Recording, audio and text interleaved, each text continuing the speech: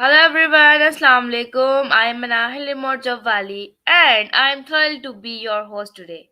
And I am from Karachi, Pakistan, beautiful city of Karachi. Beautiful city of Pakistan. We have the privilege of welcoming an accomplished and highly respected individual, our guest. Today is none other than Mr. Matt, a renowned consultant, author, and speaker with a wealth of experience in high-tech industry. So let's give a warm and enthusiastic welcome to Mr. Matt. So welcome, Mr. Matt. How are you? I'm doing very well. Thank you so much for your interview today. It's such a pleasure to meet you and to speak with you.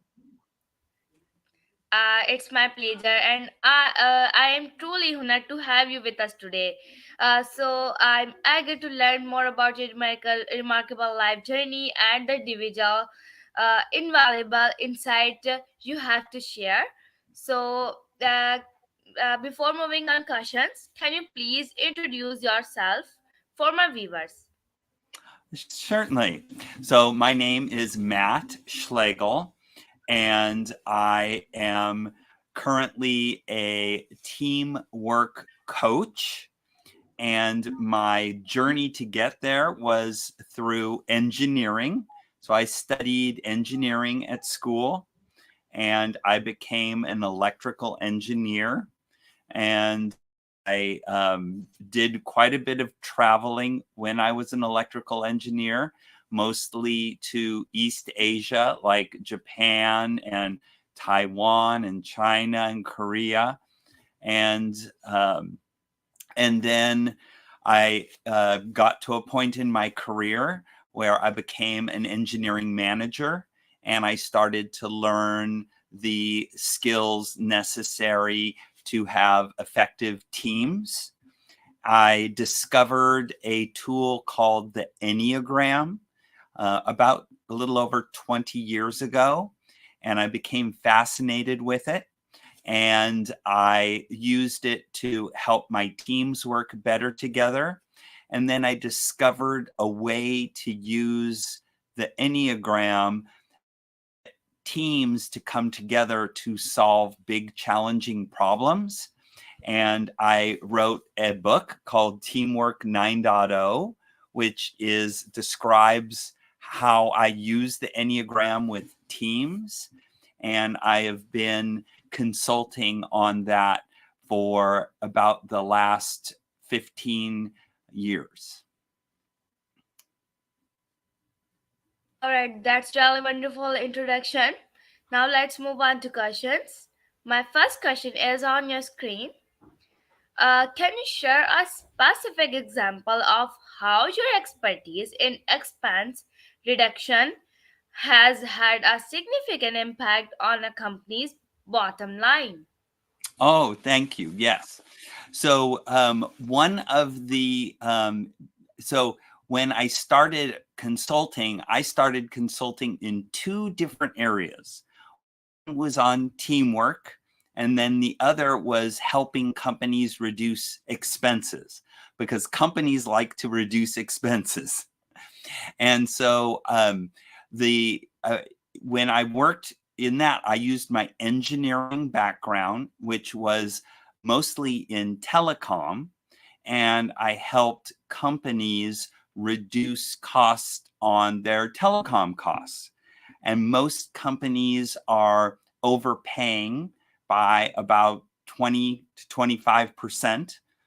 They pay more than they need to. And so we have expertise that will allow companies that we will analyze their expenses and then make suggestions and recommendations for how they can reduce their costs. All right, sir, can you hear me now? Yes, I can hear you. All right, thank you so much, sir, for your wonderful answer. Now let's move on to next question. My next question is for you. What inspired you to write Teamwork 9.0 and what key insight or strategies can reader expect to find in your book? Oh, thanks. So the thing that inspired me to write the book is that once I discovered how to use the Enneagram in a unique and novel way to help teams work together more effectively, then I had in my brain that I had to write a book because it just kept going around and around and around in my brain. And if I didn't write the book, it would have just stayed stuck in my brain. And so I sat down. It took me about, I'd say, 2 months to write the first draft. And I wrote about 1,500 words every day for about 2 months. And that helped me get all of that information that I had in my brain out onto the page. And the why I wanted to do that, it wasn't just to get it out of my brain, but I thought it was so important that the world know about this way to use the Enneagram because it's very effective at helping teams of people solve problems. And so I just wanted to share that with the world and make sure that this tool was available for anybody who wanted to use it. All right, sir. Great. Thank you so much, sir, for your answer. My next question is for you.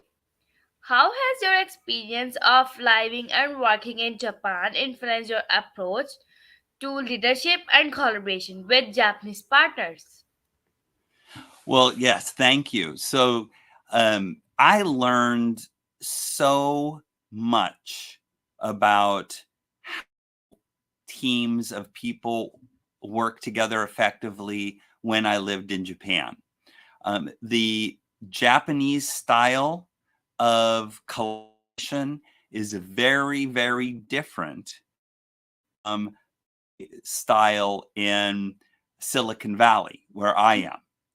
And so it gave me a very different perspective on how to get different teams of people to work together. And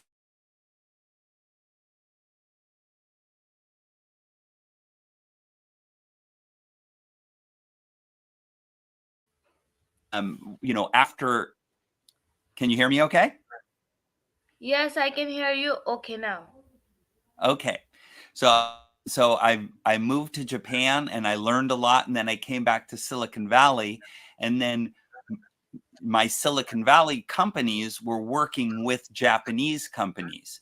So because I had both of those experiences of working in the US and in Silicon Valley and working in Japan, gave me the ability to bridge the gap, the differences between the two cultures, and just allow the two different teams, one from Japan and one from the US, to work together more effectively.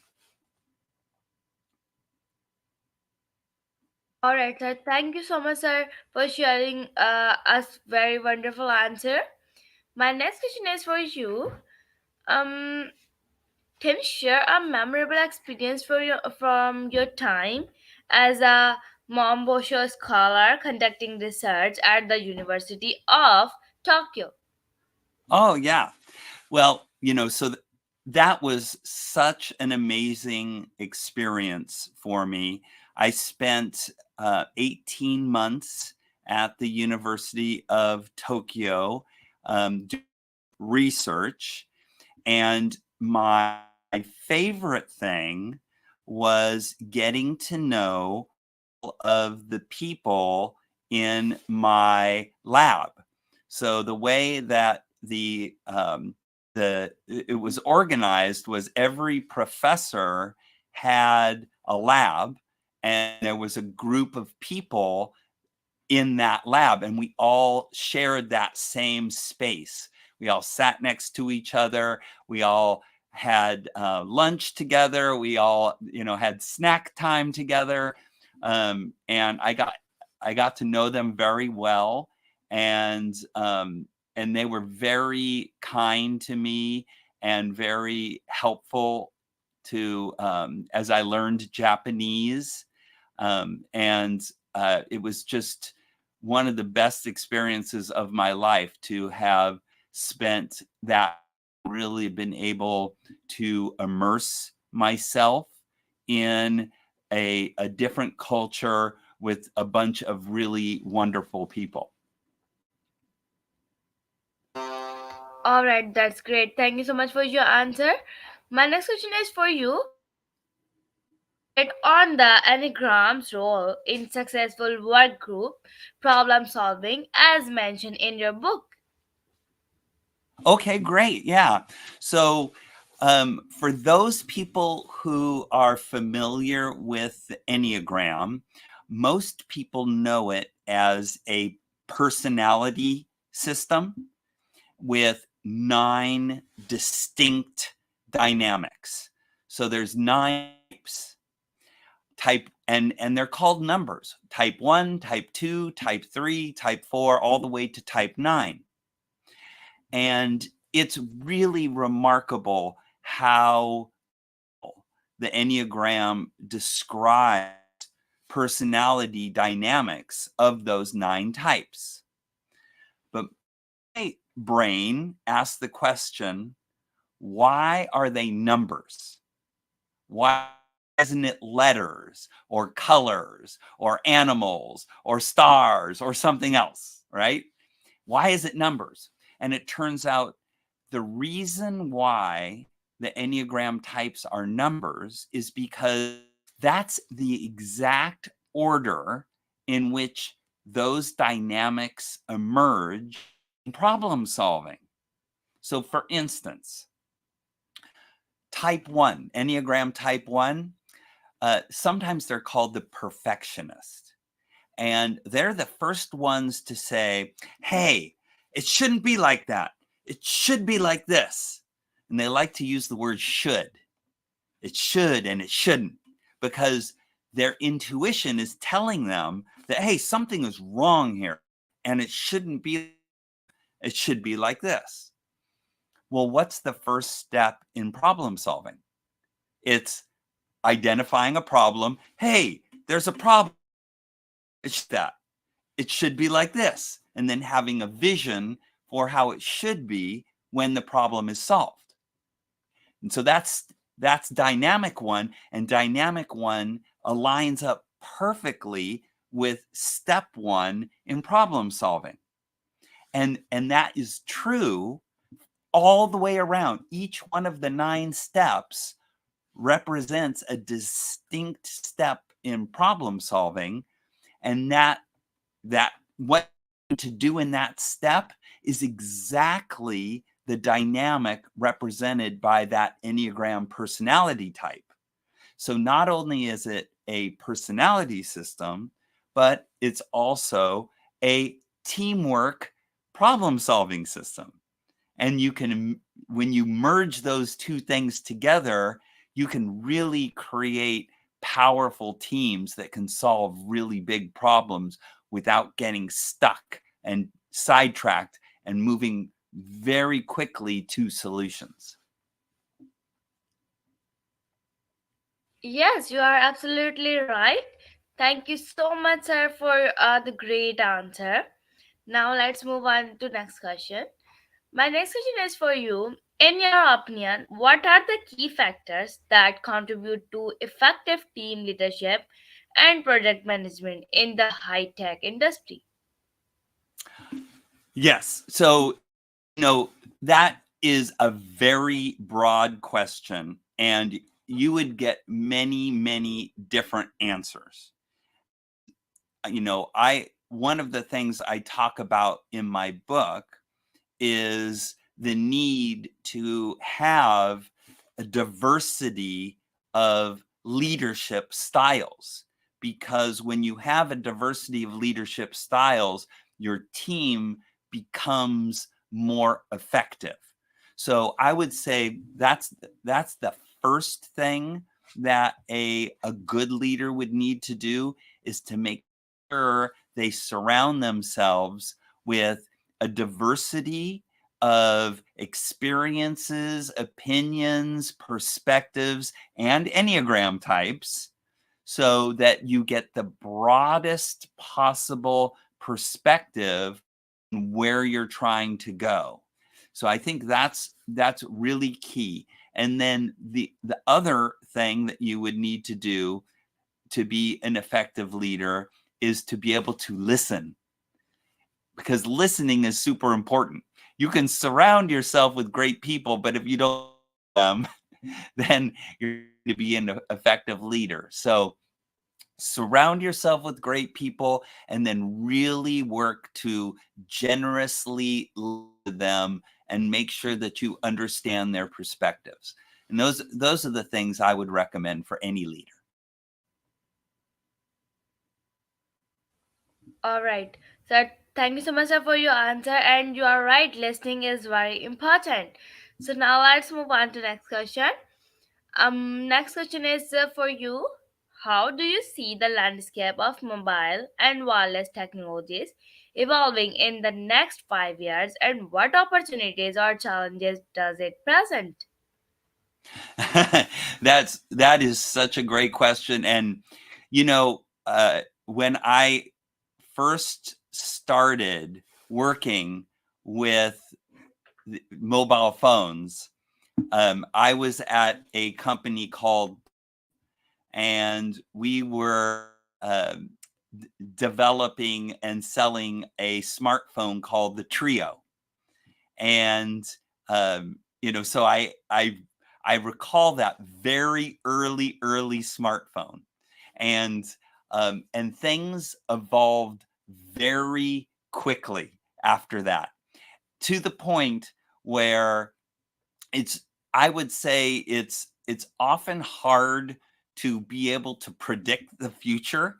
I've kind of given up predicting the future in terms of where things are going, because things are moving so quickly and devices are becoming so powerful. So I I would love to be able to answer you, but my crystal ball is very cloudy when it comes to where they're going. I I just know that things are going to keep going.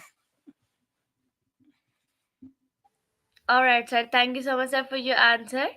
So, how do you approach problem solving when it comes to reducing warranty cost and ensuring product quality and reliability? Right. So it's really interesting when you look at getting a team of people together to create a quality product. And I've had this experience multiple times, is that when you're in an organization, often the organization gets very siloed, and people stop collaborating with one another. And so, what are the silos? They could be the engineering group. There's the software engineering group, the hardware engineering group. Then, even in the engineering group, there's lots of little groups. There's the firmware. There's the, user interface. There's the on the hardware side. There's the radio side. There's the power supply. There's all of these different groups. And when and then you have to build the product, so you have all the operations people, you have to test the product, you have the quality people. And so it's really important to, if you want to deliver a quality product, to make sure that people feel like they're all on the same team, they're all working towards the same goal, and when there's problems, not to blame each other, but to work together collaboratively to understand the root cause of the problem, and then everybody can come around to figure out how to best address the problem. And so I would say that this is the most important, to make sure that everybody's on the same page, everybody can prioritize the issues so that you end up with a high quality product that doesn't have a lot of returns, and then you don't end up with a lot of warranty costs. Thank you so much, sir, for your wonderful answer. So, looking back on your career, sorry, what achievement or projects are you most proud of, and what did you learn from it? You know, there are many. I worked on one of the first digital TV systems when I worked at a company called General Instruments in San Diego. I worked on a one of the first digital video recorders where you could record and pause live TV. And then I, I learned the Enneagram, and I learned how effective and powerful of a tool it is. And it helped me, this book. So there's a number of points in my career that I'm super, proud to have been a part of. And I, one of the things that that does happen to me is that after I do something for a while, maybe 4 years, something like that, then I feel like I get to a point where I've learned everything I'm going to learn, and I need to do something new. And so that's another thing that I encourage people to think about, is to never stop growing and exploring, and maybe taking a chance and doing something new, because it does help you grow, and it does give you more and more perspectives on your life and your career and your relationships, and it just allows you to have a lot more fulfilling experiences. Awesome answer. Thank you so much, sir, for your answer. We have a question on YouTube. Can I ask a question? Sure. Yes. So, Mr. Hassan asked that important of teamwork is engineering. Right. That is such a great question, and this is one I asked myself when I was a young engineer, and I I loved being an engineer. I loved working on technology, and um, and and at one point, my boss came to me and asked me to manage a project, and I said, "Why do you want me to manage a project? I have no idea how to manage a project. I like to lead electrons. I don't like to lead people." And he said, "Don't worry, you'll be fine." But I didn't feel fine because I didn't know what I was doing.